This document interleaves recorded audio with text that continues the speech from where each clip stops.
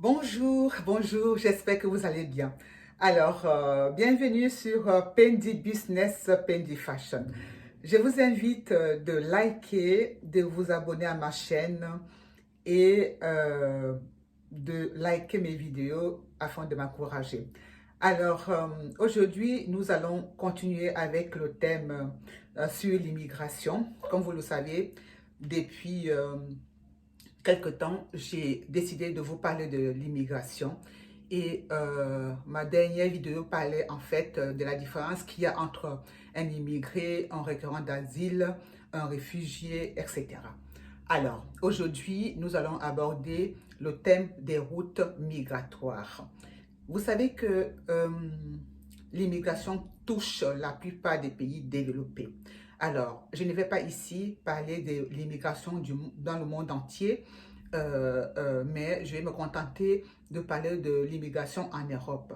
Comme vous le savez, les gens quittent aussi bien l'Afrique, le Moyen-Orient, le Maghreb pour se rendre au Canada, aux États-Unis et en Australie. Mais je ne vais pas parler de cette immigration-là parce que moi, je suis plutôt basée en Europe.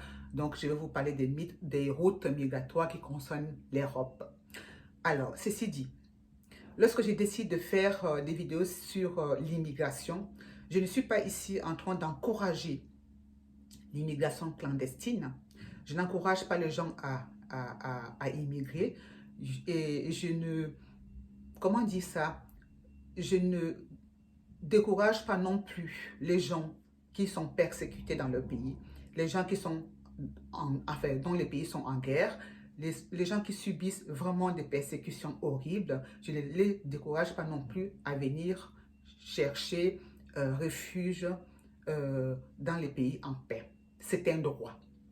C'est un droit qui est reconnu par l'ONU. C'est le droit de l'homme.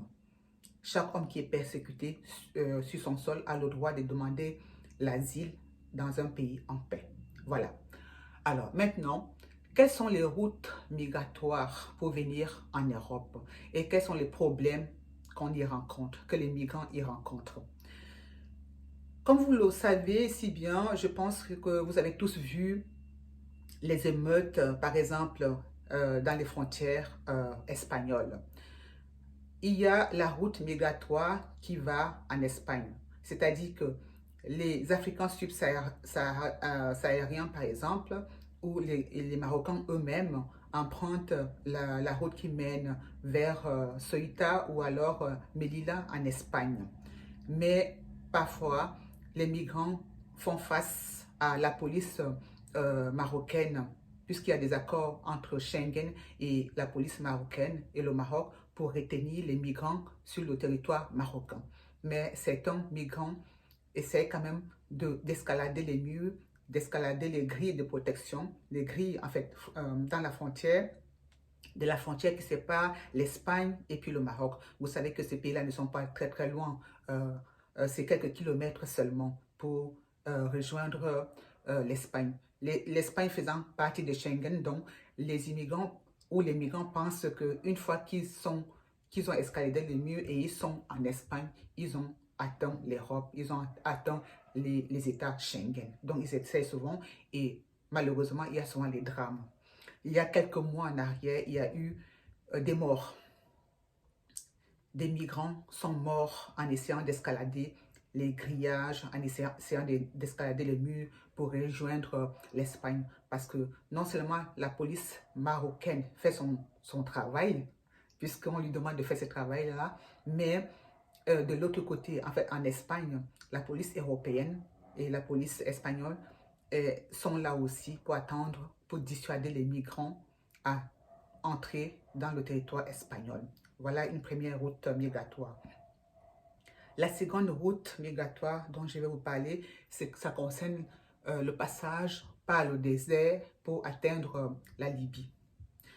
Alors, avant de prendre le désert, il faut vraiment se préparer parce que au désert, il y a un manque d'eau. Il faut beaucoup euh, de nourriture. Il faut vraiment se préparer. C'est un passage qui mérite une préparation méticuleuse. Et malheureusement, il arrive que les gens y meurent parce que ces gens-là n'ont pas assez d'eau, n'ont pas assez de nourriture et ça peut être aussi dramatique. Et une fois que ces personnes ont bravé le désert et qu'elles ont atteint la Libye, c'est un autre calvaire qui peut aussi commencer là-bas. Parce qu'il y a des passeurs. Il y a des passeurs, il y a des centres de rétention, il y a des prisons. Il y a même la pratique de l'esclavage là-bas. Les gens travaillent dans les champs, les gens sont parfois enfermés dans les prisons ou les centres de rétention. Il y a certaines personnes qui sont menacées, qui sont tabassées, qui sont enchaînées, dont on demande même une rançon. Et ces migrants sont parfois obligés d'appeler les parents qui sont restés en Afrique pour envoyer de l'argent afin qu'ils soient sauvés, afin que leur vie soit sauvée. Donc, vous voyez que là, les routes migratoires sont vraiment dangereuses.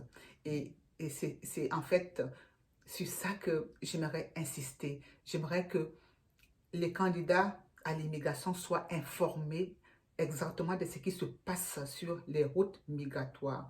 Donc, avant de prendre une route migratoire, vous êtes dorénavant informé de ce qui s'y passe. Voilà. C'est ce que je voulais partager avec vous aujourd'hui.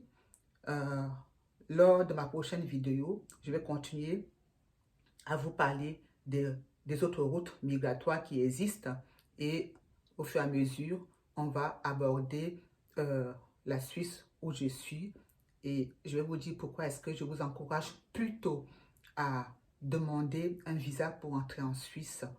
Voilà, on va s'arrêter là aujourd'hui. Je vous donne rendez-vous très prochainement et je vous dis à bientôt. Bye bye.